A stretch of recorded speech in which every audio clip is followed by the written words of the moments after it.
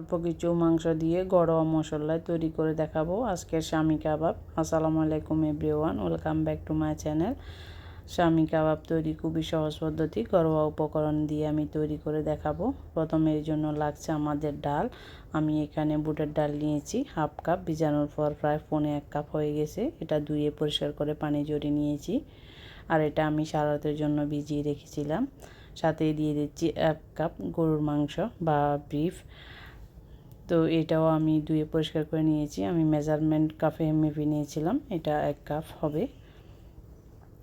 তো এটাকেও আমি ধুয়ে পরিষ্কার করে নিয়ে এবার দিয়ে দিচ্ছি এতে 1 টেবিল চামচ আদা বাটা, 1 টেবিল চামচ রসুন বাটা, আর দিয়ে দিচ্ছি হাফ কাপ পেঁয়াজ কুচি।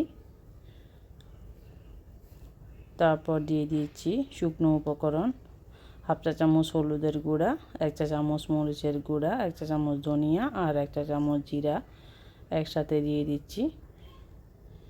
আর দিয়ে দিচ্ছি স্বাদ মতো লবণ, যেহেতু কম বেশ হলে আমরা পরবর্তী আবার অ্যাড করতে পারবো, তো আগে একবারে দেওয়া যাবে না।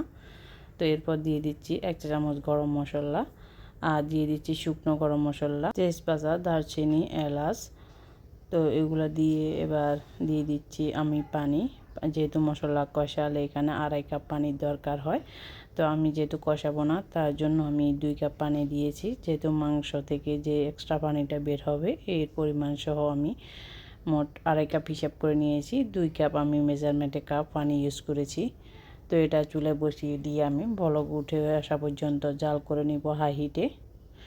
তো বলকটা উঠে আসতেছে, দেখুন আমি নেড়ে চেড়ে দিচ্ছি সমানভাবে যাতে বলক উঠে। তো সমানভাবে যখন বলক উঠে আসছে এটাকে আমি ঢাকা দিয়ে একদম চুলার ফ্লেমটা লো করে দিয়ে 40 থেকে 45 মিনিটের মধ্যে পর্যন্ত রান্না করে নেব। এটা সিদ্ধ হয়ে যাবে, আবার পানিটাও পুড়িয়ে আসবে। তো 40 মিনিটের মাথায় দেখুন পানিটা অনেকটা শুকিয়ে আসছে আর ডালটাও সিদ্ধ হয়ে আসছে। একটা ডাল আমি দেখিয়ে দিচ্ছি, গরমের জন্য আমি হাত দিয়ে ধরতে পারতেছি না। তো এই দেখুন সফট হয়ে আসছে, তো মাংসটাও সফট হয়ে আসছে। এবারে হাই চুলার ফ্লেমটা হাই করে দিয়ে আমি অতিরিক্ত যে পানি আছে ওইটাও আমি শুকিয়ে নেব। শুকিয়ে নিয়ে ঠান্ডা করে ব্লেন্ড করে নেব, বা আপনারা শিলবাটাও বেটে নিতে পারবেন। তো এবার আমার ব্লেন্ড করা হয়ে গেছে, খুবই স্মুথলি ব্লেন্ড করা যায়। তো এরপর আমি দিয়ে দিচ্ছি এখানে 1/3 কাপের মতো পেঁয়াজ কুচি, মিহি কুচি করে নিয়েছি। আর 1 টেবিল চামচের মতো দিয়ে দিচ্ছি ধনিয়া পাতা কুচি, দিয়ে দিচ্ছি পেঁয়াজ বেরেস্তা, এখানেও 1/3 কাপের মতো হবে। এটা দিলে ফ্লেভারটা খুবই স্ট্রং হয়।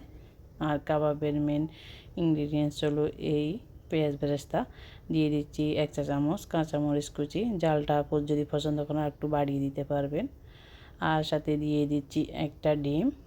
আপনার ডিমটা ওভারএস এই কাবাব যে কোনো কাবাবে ব্যবহার করতে হবে। আর বাইন্ডিংয়ের জন্য দিয়ে দিচ্ছি টোস্ট বিস্কুটের গুঁড়া, আপনারা এখানে চাইলে ব্রেড ক্রাম্বসও ব্যবহার করতে পারবেন। তো আমি এখানে হাফ কাপের মতো ব্যবহার করেছি। আর সর্বশেষ দিয়ে দিচ্ছি চাট মশলা, এটা দিলে খুবই মজা লাগে খেতে। তো সবগুলো একসাথে মেখে আমি রেডি করে নিয়েছি, হাতে একটু তেল মাখিয়ে এবার কাবাবের মতো শেপ করে নিচ্ছি। তো যেহেতু আমি স্বামী কাবাব বানাচ্ছি তার জন্য আমি শেপটা এরকম দিয়েছি, আপনারা যে কোনো স্টাইলের কাবাবটা করে নিতে পারবেন। হাত দিয়ে হাতে তালুতে চাপ দিলে সমানভাবে এটা সেট হয়, এক সমান হয়। তো আমি এইভাবেগুলো সবগুলো কাবাব রেডি করে নিয়েছি। তো এবার এগুলো আপনারা ডিপ ফ্রিজে রেখে একটু শক্ত করে যে কোনো এয়ারটাইট বক্স বা জিপলক ব্যাগে সংরক্ষণ করতে পারবেন। যখন দরকার হবে নামিয়ে 5 মিনিটের মধ্যে এটাকে ভেজে সার্ভ করে নিতে পারবেন। তো আমি কিছুটা ফ্রোজেন করব আর কিছুটা আপনাদের ভেজে শেয়ার করতেছি। একটা প্যানে আমি তেল দিয়ে দিয়েছি, যেহেতু ডুবো তেলও ভাজা যায় আবার অল্প তেল দিয়েও ভাজা যায়। চুলার ফ্লেমটা মিডিয়াম লো হিটে রেখে আমি এটা ভাজতে দিয়েছি। সাথে সাথে বেশি করে লাড়াচাড়া করবে না, তাহলে ভেঙে যাওয়ার সম্ভাবনা আছে, একটু পরপর নাড়লেই হবে। তো আমি কিছুক্ষণ হেলিয়ে দুলিয়ে হালকা কিছুক্ষণ ভেজে নিচ্ছি। তারপর এক সাইডটা একটু কালার হয়ে আসলে এবার উল্টিয়ে দিচ্ছি।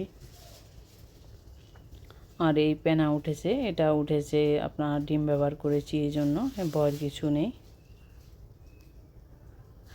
তো আমি উল্টিয়ে পাল্টিয়ে প্রায় 4 থেকে 5 মিনিটের ভাজার পর এটা ভাজা হয়ে আসছে। এবার নামিয়ে সার্ভ করে নেব। তো খুব জলদি ঘরোয়া উপকারে আমার শামি কাবাবটা রেডি হয়ে গেছে। দেখুন এবার আমি উঠিয়ে নিচ্ছি। যে কোনো অকেশনে বা ঈদের সময় অতিথি আপ্যায়নে আপনারা এই শামি কাবাবটা বানিয়ে সার্ভ করতে পারবেন। ভাত, রুটি, পরোটা সবার সাথে বা এমনিতেও বিকেলের স্ন্যাক হিসেবে খেতে পারবেন। তো আমি দ্বিতীয় বেচটা ভেজে নিচ্ছি।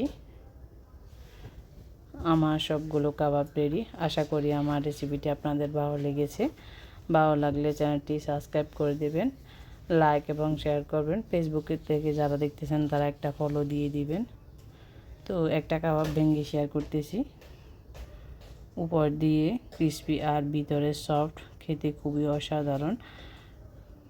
গরম মশলায় এভাবে আপনারাও বাসায় তৈরি করে নিতে পারবেন।